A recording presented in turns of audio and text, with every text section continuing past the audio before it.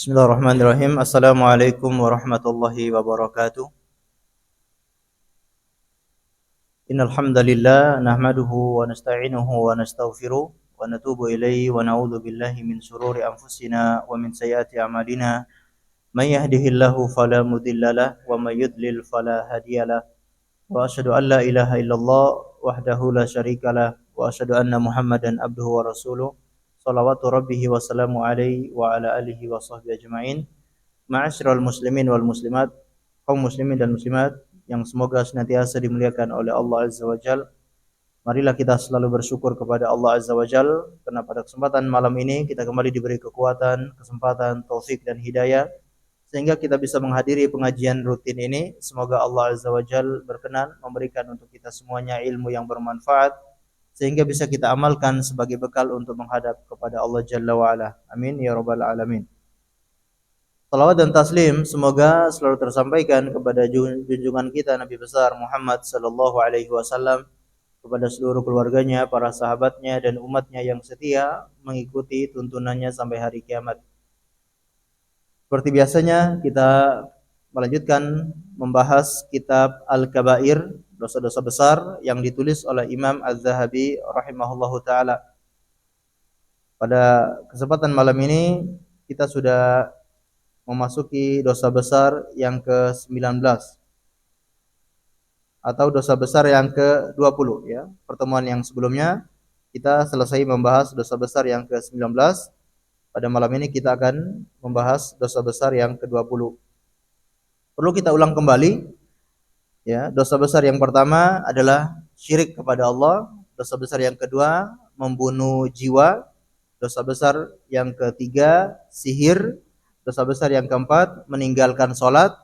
Dosa besar yang kelima tidak membayar zakat. Dosa besar yang keenam durhaka kepada kedua orang tua. Dosa besar yang ketujuh makan harta riba. Dosa besar yang kedelapan makan harta anak yatim. Dosa besar yang kesembilan berdusta atas nama Nabi sallallahu alaihi wasallam. Dosa besar yang kesepuluh buka puasa di bulan Ramadan tanpa udzur.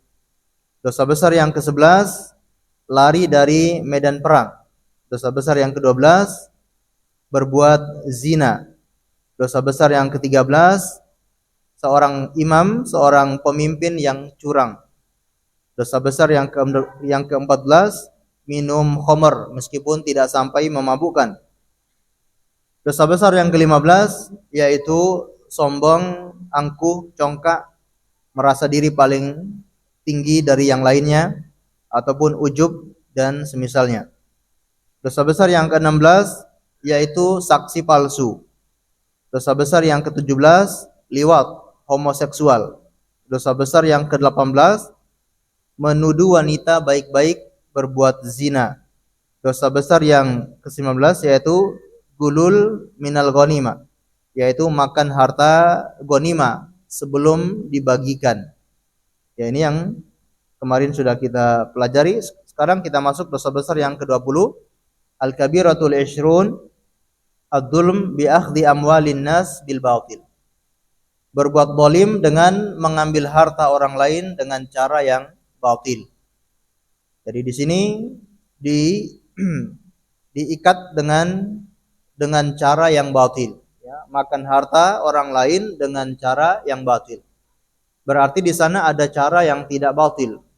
Makan harta orang lain dengan cara yang ma'ruf, maka ini dibolehkan. Yang dilarang dalam Islam adalah makan harta orang lain dengan cara yang batil. Dengan cara yang ma'ruf, contohnya seperti apa? Harta suami diambil oleh istrinya, karena istri punya hak dari harta suami tersebut, namun dengan cara yang ma'ruf.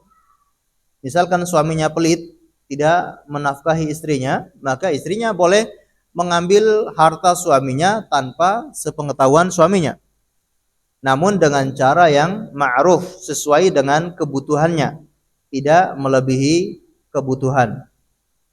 Atau seorang rakyat mengambil harta pemerintah sesuai dengan kebutuhannya.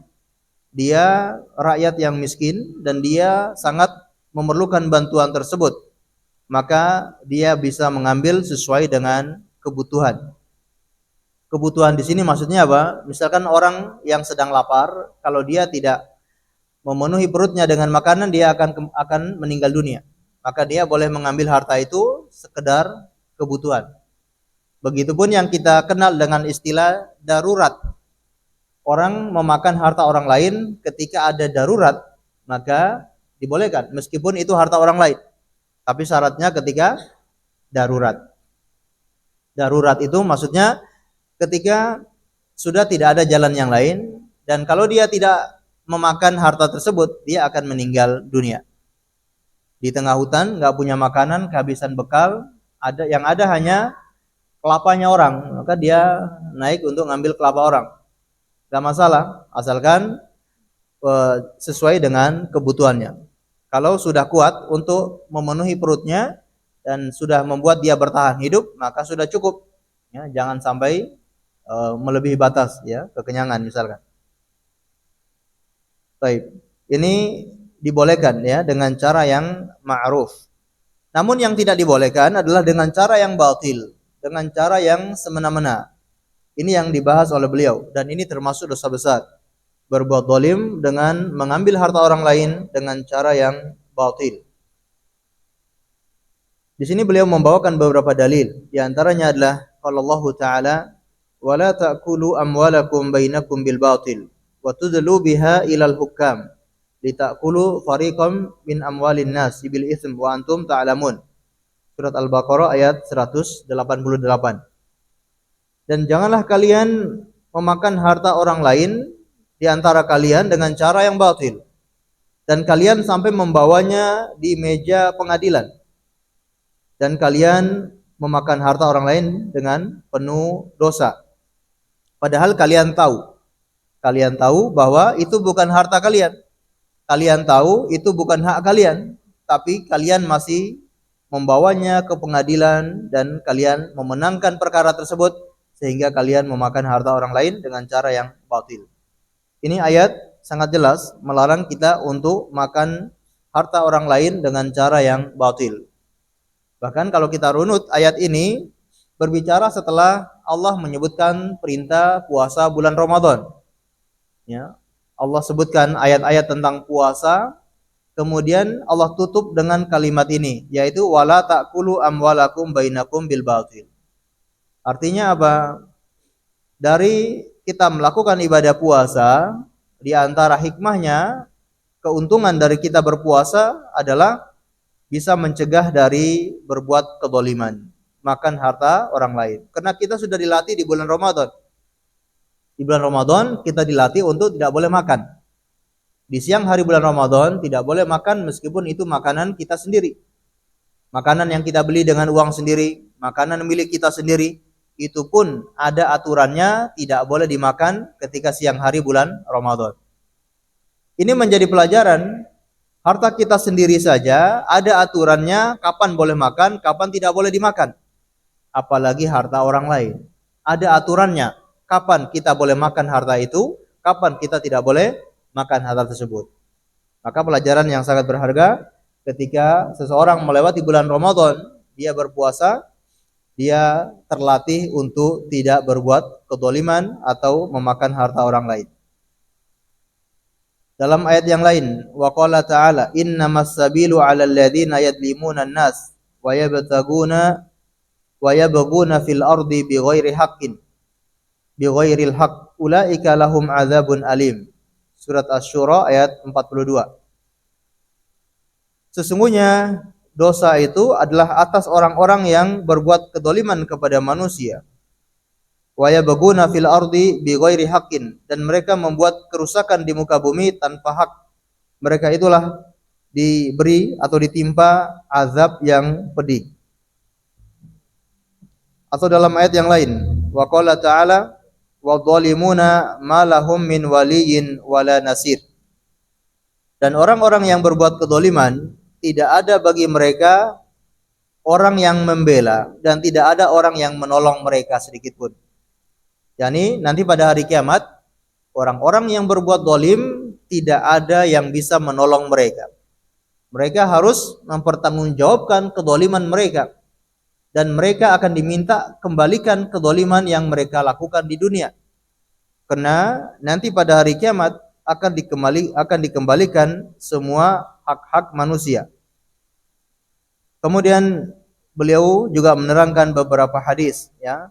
Wa qala sallallahu alaihi wasallam, "Az-zulmu dzulumatun yaumal qiyamah." Kezaliman itu adalah kegelapan pada hari kiamat. Orang yang berbuat zalim di dunia, dia akan mendapatkan kegelapan nanti di hari kiamat. Kegelapan ini ditafsirkan oleh para ulama ada dua macam. Apakah kegelapan yang hakiki, yakni dia akan ditimpa kegelapan pada hari kiamat, tidak punya cahaya sama sekali. Padahal di hari kiamat itu kita sangat memerlukan cahaya. Ya, Pak ya? Di hari kiamat kita butuh cahaya atau tidak? Kira-kira untuk apa cahaya itu? Di hari kiamat kita butuh cahaya. Nah, cahaya ini untuk apa di hari kiamat? Ya, buat terang-terangan ya. Yang lebih terang siapa? Yang lebih bercahaya siapa? Atau apa cahaya ini? Cahaya ini untuk menerangi ketika melewati apa? Sirat. Ketika melewati sirat, jembatan yang di atas neraka jahanam itu memerlukan cahaya. Orang yang tidak punya cahaya, dia akan melewati dalam kondisi gelap gulita. Disebutkan dalam hadis, meskipun hadisnya dipertanyakan kesahihannya, yaitu lebih tipis daripada rambut, kemudian lebih licin, ya, lebih licin daripada pedang, dan di sisi kanan dan kirinya ada kait yang saling mengait, yang siap mengait apabila orang ini tidak bisa berjalan, dia berhenti di situ, maka kait ini atau besi yang tajam ini akan mengaitnya dan akan menjerumuskan dia ke dalam api neraka. Melewati sirat ini memerlukan keimanan. Orang yang di dunia mampu melewati siratal mustaqim, maka di akhirat insyaallah dia pun mampu melewati siratal mustaqim. Namun barang siapa yang tidak mampu melewati siratal mustaqim yang ada di dunia, maka di hari kiamat dia pun akan kesulitan melewati siratal mustaqim. Siapa mereka? Orang-orang yang mampu melewati siratal mustaqim di dunia, yaitu mereka adalah orang-orang yang diberi nikmat oleh Allah Subhanahu wa taala. Siratal ladzina an'amta 'alaihim, yaitu jalannya orang-orang yang Engkau beri nikmat kepada mereka. Dan itulah yang kita minta setiap hari, setiap melakukan salat, kita membaca surat Al-Fatihah, di situ ada doa, yaitu kita memohon diberi hidayah agar bisa tetap berada di atas siratal mustaqim. Ihdinas siratal mustaqim. Ya Allah, tunjukkan kami semua ke jalan siratal mustaqim. Karena untuk bisa berada di atas jalan siratal mustaqim itu memerlukan hidayah. Kalau tidak dikasih hidayah oleh Allah, tidak mungkin kita bisa melewati siratal mustaqim. Betapa banyak orang-orang yang gagal melewati siratal mustaqim di dunia. Mungkin awalnya dia Islam, lahir dalam keadaan Islam, besar dalam kondisi Islam, tapi ketika meninggal dunia, naudzubillah, dia murtad dari agama Islam. Berarti dia gagal melewati siratal mustaqim. Apa itu siratal mustaqim? Siratal mustaqim itulah Islam. Islam itulah jalan siratal mustaqim, jalan yang lurus itulah Islam. Kita ingin selalu berada di atas Islam, tidak hanya statusnya sebagai orang Islam, tapi kita ingin mengamalkan syariat-syariat yang ada di dalam Islam. Dan orang yang berada di atas siratal mustaqim itulah mereka-mereka yang diberi nikmat oleh Allah Subhanahu wa taala. Dan orang-orang seperti ini tentunya mereka sudah sukses, mereka sudah berhasil melewati jalan tersebut. Oleh karenanya, untuk melewati siratal mustaqim itu tidak hanya teori, tidak hanya sebuah hayalan, tapi sudah ada orang-orang yang pernah melewati jalan itu. Sudah ada atau belum orang-orang yang berhasil melewati jalan ini? Sudah ada. Mereka-mereka yang berhasil melewati Shiratal Mustaqim di dunia ini, yaitu humul ladzina an'amallahu 'alaihim minan nabiyyin was-siddiqin wasyuhada was-shalihin wa hasuna ulaika rafiqa. Itulah orang-orang yang sudah berhasil. Yaitu siapa? Para nabi. Dari para nabi, kemudian syuhada, orang-orang as-siddiqin, orang-orang yang jujur di dalam keimanan. Di antaranya adalah Abu Bakar As-Siddiq yang betul-betul dijuluki dengan As-Siddiq, orang-orang yang betul-betul percaya, orang yang betul-betul jujur dalam keimanannya, yaitu Abu Bakar As-Siddiq, manusia terbaik setelah para nabi. Manusia terbaik setelah para nabi adalah Abu Bakar As-Siddiq, yaitu para nabi. Kemudian As-Siddiq, yaitu Abu Bakar As-Siddiq ataupun As-Siddiqah dari kalangan wanita, seperti Ibunda Maryam juga dijuluki dengan Siddiqah. Ibunda Aisyah juga dijuluki Siddiqah, wanita yang Siddiqah, betul-betul jujur dalam keimanan. Kemudian Asy-Syuhada, orang-orang yang mati syahid. Dan pemimpinnya orang-orang yang mati syahid adalah sahabat Umar dan sahabat Abu Bakar. Sahabat Umar dan sahabat Utsman radhiyallahu anhuma. Mereka berdua ini pemimpinnya orang-orang yang mati syahid. Pertanyaannya, bukankah Umar ibn Khattab meninggal di atas tempat tidur? Begitupun Utsman ibn Affan meninggal dunia di dalam rumahnya, dikepung oleh orang-orang Khawarij. Mereka membunuh Utsman bin Affan dan mushaf masih ada di tangan beliau. Beliau meninggal dalam kondisi membaca Al-Quran. Umar ibn Khattab meninggal dunia karena ditikam oleh orang Majusi, Abu Lu'lu'a al-Majusi. Beliau sakit sampai 3 hari, tidak selamat, akhirnya meninggal dunia di atas tempat tidur. Namun mereka berdua inilah pemimpinnya syuhada, orang-orang yang mati syahid. Suatu ketika Rasulullah berada di atas bukit Uhud. Beliau bersama Abu Bakar, kemudian bersama Umar dan Utsman. Tiba-tiba gunung Uhud ini bergetar. Maka Rasulullah menginjak gunung Uhud ini lalu berkata, "Usbut Uhud." Diam wahai Uhud, karena di atasmu ini ada seorang nabi dan 1 orang siddiq dan 2 orang syahid. Rasulullah yang mengatakan Umar dan Utsman adalah 2 orang yang mati syahid. Kok bisa? Umar ibn Khattab ketika ditikam oleh Abu Lu'lu'a al-Majusi, maka dia bertanya, siapa orang yang menikam saya? Mereka berkata,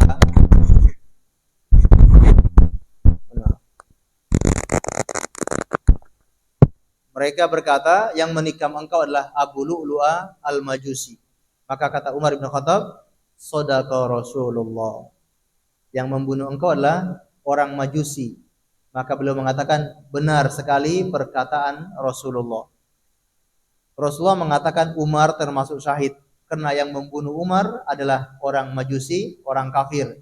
Maka dia menjadi orang yang mati syahid karena dibunuh oleh orang kafir. Begitupun sahabat Utsman ibn Affan dibunuh oleh orang-orang munafik. Orang-orang yang mengaku Islam padahal mereka itu orang-orang kafir. Mereka lah yang membunuh Utsman ibn Affan radhiyallahu anhu. Maka benarlah perkataan Rasulullah sallallahu alaihi wasallam. Kemudian wassalihin, orang-orang soleh. Jadi setelah Abu Bakar, setelah Umar dan Utsman, dan masih banyak orang-orang setelahnya ya dari kalangan orang-orang soleh. Meskipun mereka tidak meninggal di medan perang, namun mereka termasuk orang-orang soleh. Apakah dari kalangan sahabat, dari kalangan tabi'in maupun generasi setelahnya. Wa hasuna ulaika rafiqa, dan orang-orang yang mengikuti mereka dengan baik. Itulah orang-orang yang sudah berhasil melewati Shiratal Mustaqim. Maka pertanyakan dalam diri kita, kita ini sudah berhasil melewati Shiratal Mustaqim yang ada di dunia atau belum? Kalau ternyata kita belum berhasil melewati Shiratal Mustaqim di dunia, maka waspada, karena bisa jadi kita tidak berhasil melewati Shiratal Mustaqim yang ada di akhirat. Namun kalau kita sudah berhasil melewati Shiratal Mustaqim, kita mengikuti para nabi, kita mengikuti para sahabat, kita mengikuti orang-orang soleh. Bagaimana cara beragamanya mereka, bagaimana cara mereka beribadah, kita ikuti mereka semua, insya Allah kita orang yang berhasil melewati Shiratal Mustaqim. Baik. Nah, di dalam di hari kiamat, ketika melewati Shiratal Mustaqim, itu penuh dengan kegelapan. Maka dibutuhkan cahaya. Ada orang yang cahayanya sangat terang benderang. Ada orang yang cahayanya hanya di depan, hanya di hadapannya saja. Ada bahkan orang yang cahayanya hanya seujung jempolnya saja. Nuruhum yas'a, ya. Cahaya mereka, ya, ada di hadapannya. Bahkan ada yang di ujung kakinya, ujung jempolnya saja. Namun dia bisa berhasil dengan susah payah melewati sirat tersebut. Berdarah-darah, terkena kaitan-kaitan besi, dia bisa berhasil melewati sirat. Ada yang sama sekali tidak berhasil karena tidak punya cahaya. Orang-orang yang berbuat kedzaliman, nanti pada hari kiamat dia akan merasakan kegelapan, tidak punya cahaya sama sekali. Bagaimana mungkin dia bisa melewati sirat tersebut?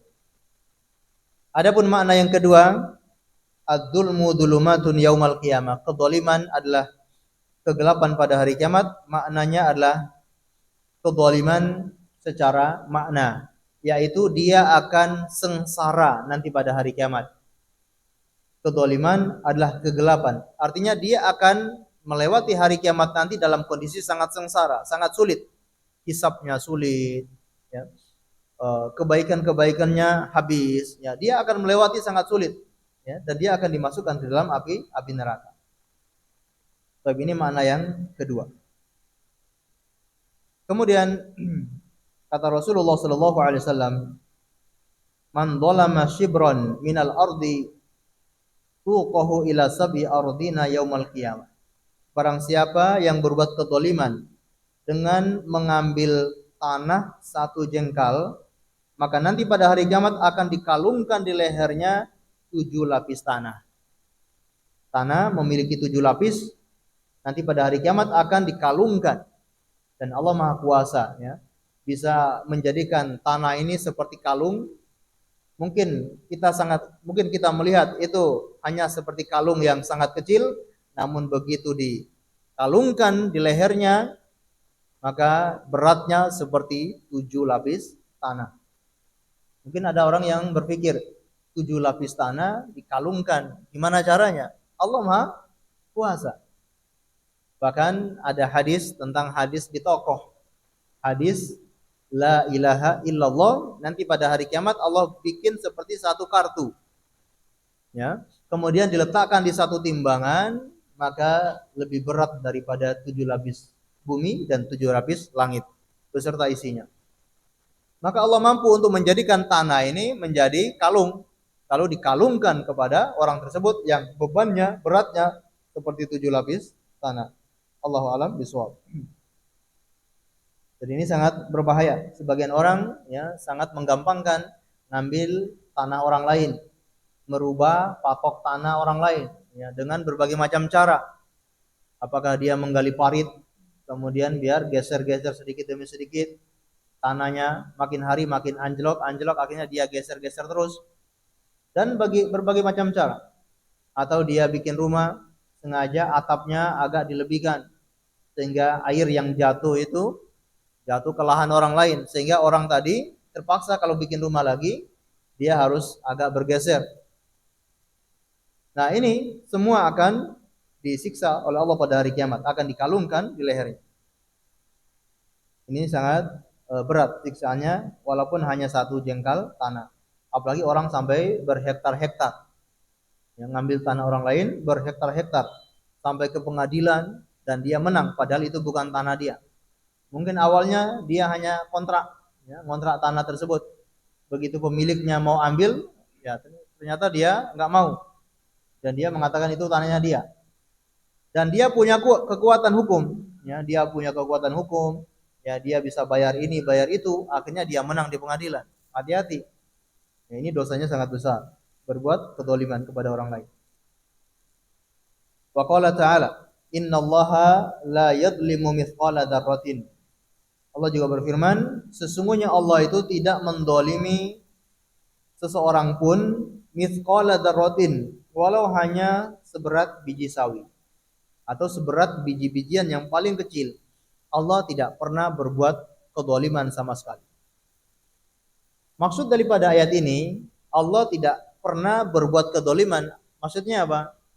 Nanti pada hari kiamat Allah akan membalas orang-orang yang berbuat kedzaliman.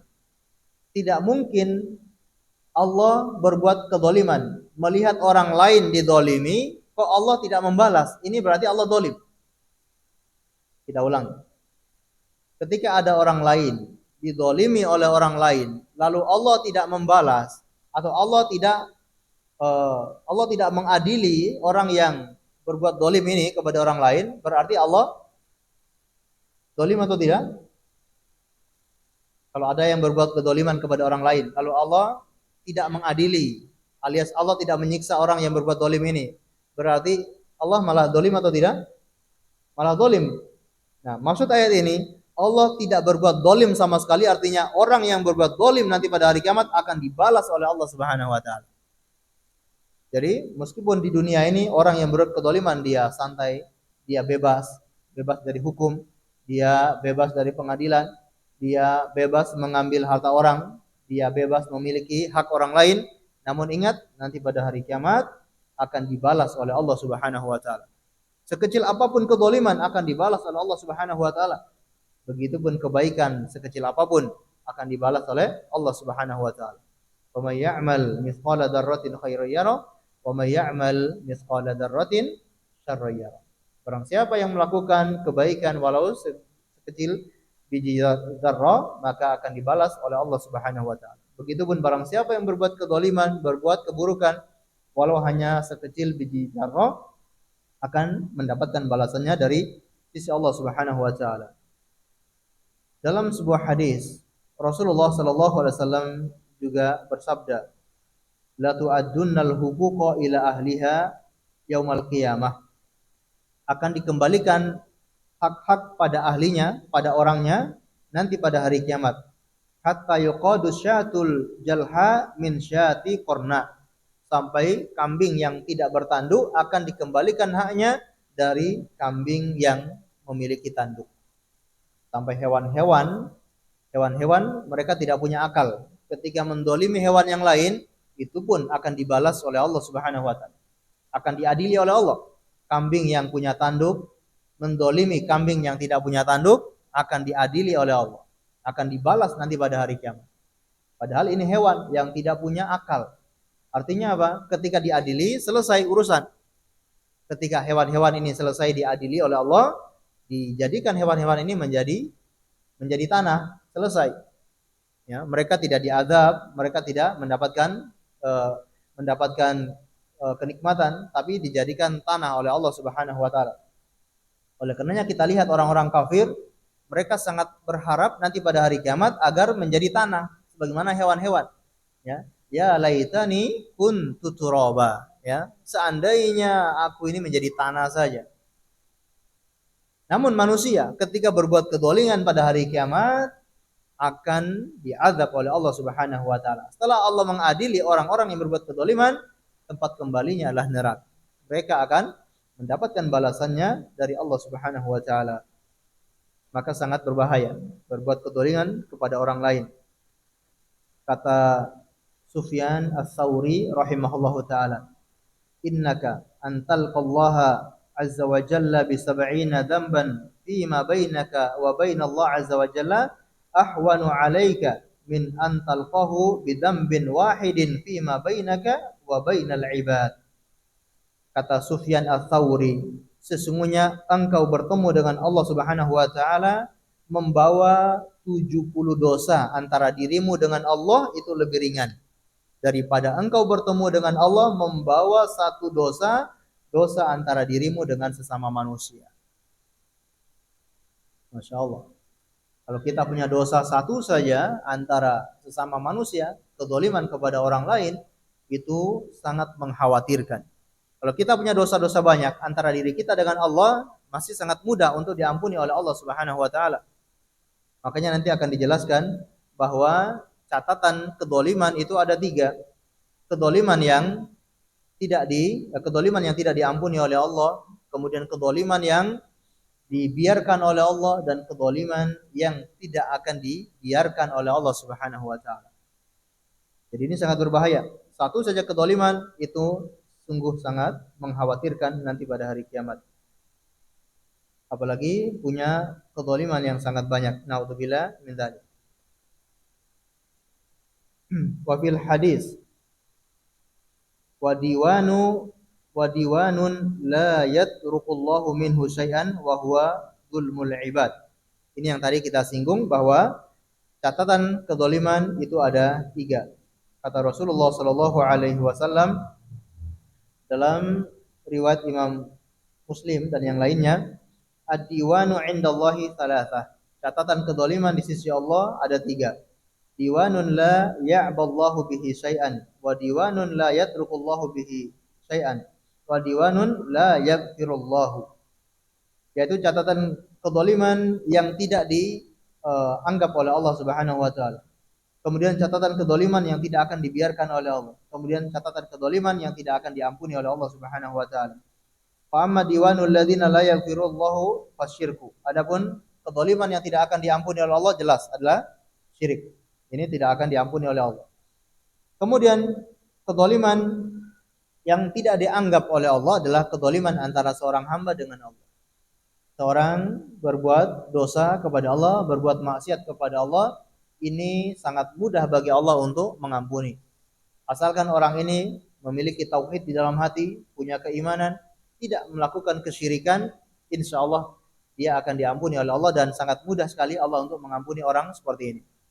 Bagaimana dalam hadis yang sahih, ya, dalam hadis qudsi, ya ibn Adam, law ataitani bi qurabil ardi khataya, thumma laqitani la tusyriku bi syai'an, la ataituka bi qurabiha maghfirah.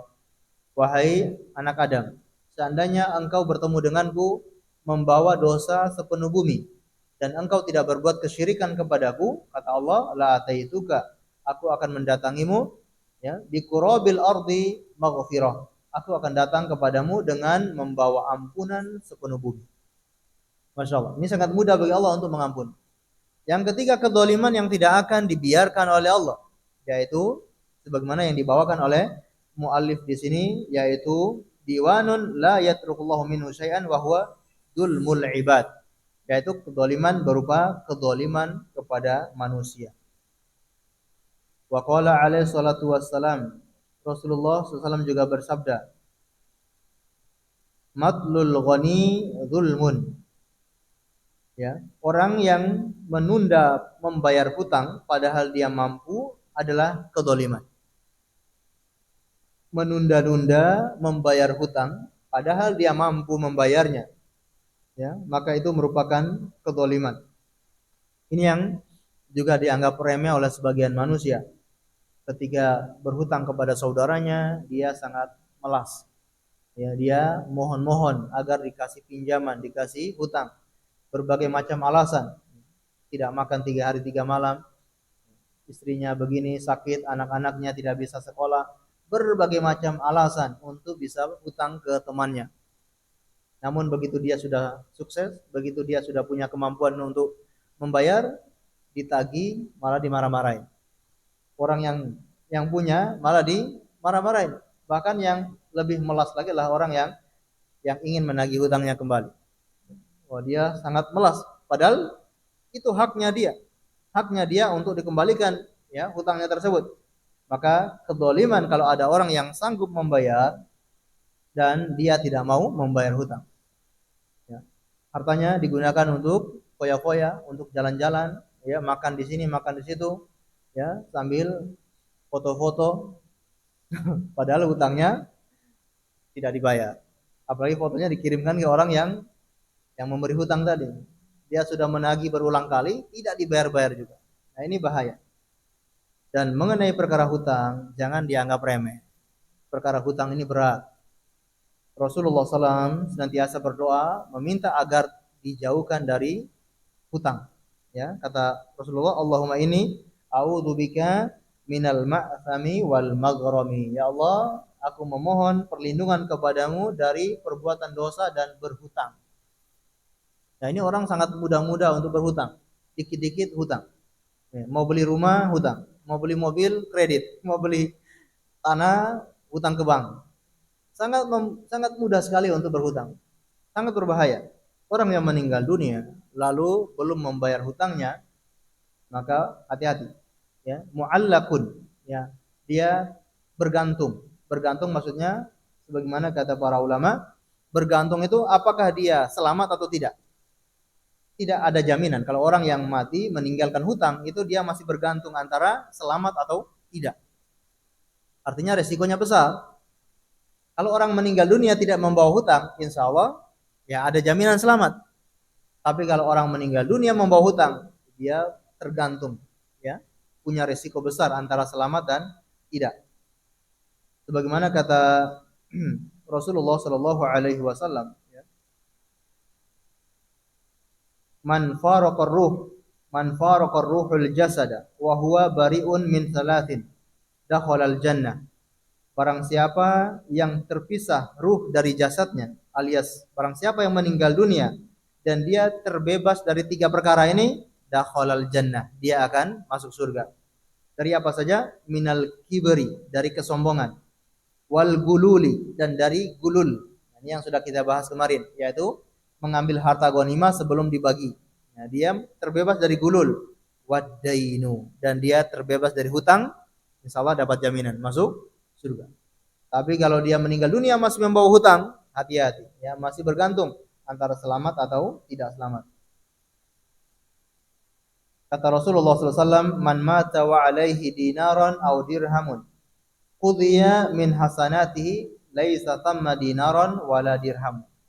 Barang siapa yang meninggal dunia lalu masih punya hutang 1 dinar atau 1 dirham, harta yang ya tidak terlalu banyak, harta yang sedikit. Kalau dia membawa hutang meninggal dunia, qudhiya min hasanati, maka akan dibayar pada hari kiamat dengan pahala-pahalanya. Nanti pada hari kiamat dibayar dengan pahala-pahalanya. Laisa dinarun wala dirhamun. Karena nanti pada hari kiamat itu tidak ada dinar, tidak ada dirham lagi. Maka barang siapa yang punya hutang, segera untuk melunasi sebelum datang kematian. Ya, dia tidak sanggup mengutangi, tidak sanggup melunasi hutang tersebut. Ini sangat berbahaya. Rasulullah SAW bahkan enggan menyolati orang-orang yang punya hutang. Suatu ketika didatangkan seorang jenazah, ya, maka beliau bertanya, apakah orang ini meninggalkan sesuatu? Kata mereka, tidak. Maka beliau pun mensolati jenazah tersebut. Lalu didatangkan lagi, apakah orang ini meninggalkan sesuatu? Betul wahai Rasulullah, dia meninggalkan hutang. Apakah dia punya sesuatu, punya uang? Betul, dia punya uang untuk membayarnya, maka disolati. Datang orang yang ketiga, ya, apakah dia punya hutang? Mereka mengatakan betul. Apakah dia punya sesuatu, punya uang? Kata mereka, dia tidak punya uang sama sekali. Kata Rasulullah, shollu ala ashabikum, ya, shollu ala sahibikum, maka sholatlah teman kalian ini. Beliau enggan mensolati orang. Padahal kalau disolati oleh Rasulullah dapat jaminan ampunan, maghfirah, rahmat. Ini kalau disolati oleh Rasulullah SAW. Sangat disayangkan tidak disolati oleh Rasulullah gara-gara punya hutang. Bahkan nanti dijelaskan oleh beliau, mujahid sekalipun, orang yang berjihad di jalan Allah dan dia meninggal fi sabilillah, meninggal syahid di jalan Allah, tapi kalau punya hutang belum dapat keamanan. Masih bergantung antara selamat atau tidak. Ma'asyiral muslimin wal muslimat, a'azzani Allah wa iyyakum. Maka kalau berhutang dan punya kemampuan, maka bersegeralah untuk melunasinya.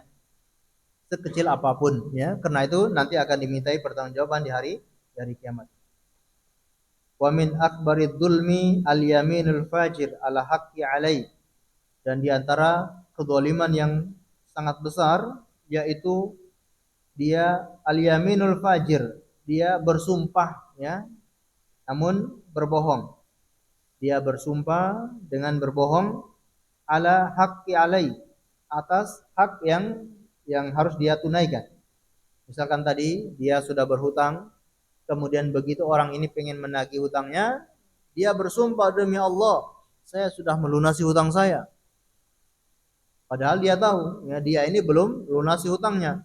Dia sampai berbohong, ya, bersumpah untuk berbohong kalau dia sudah melunasi hutangnya. Nah, ini berbahaya. Dan ini termasuk kedoliman yang sangat besar. Atau ini barang, ini tanah bukan milik dia, tapi dia betul-betul bersumpah di hadapan hakim kalau itu harta dia, sehingga dia mengambil harta tersebut padahal bukan milik dia. Qala Rasulullah SAW, manik tata'a haqqu imri'in muslimin yaminahu faqad aujaballahu lahun nar. Barang siapa yang mengambil hak seorang muslim dengan sumpah palsu, faqad aujaballahu lahun nar, maka Allah telah mewajibkan dia masuk neraka. Ini berbahaya. Qila ya Rasulullah wa in kana syai'an yasira. Wahai Rasulullah, bagaimana kalau harta itu adalah harta yang sangat kecil, harta yang sangat sedikit, sesuatu yang sangat ringan? Kata beliau, qala wa in kana qadiban min araqi, walaupun hanya satu batang kayu siwak. Mengambil harta orang lain, bersumpah kalau itu punya dia, hartanya walau hanya satu batang kayu siwak. Berapa harganya? Ya mungkin 1 real kalau di sana. Kayu siwak 1 real, 4.000 rupiah atau kurang dari itu.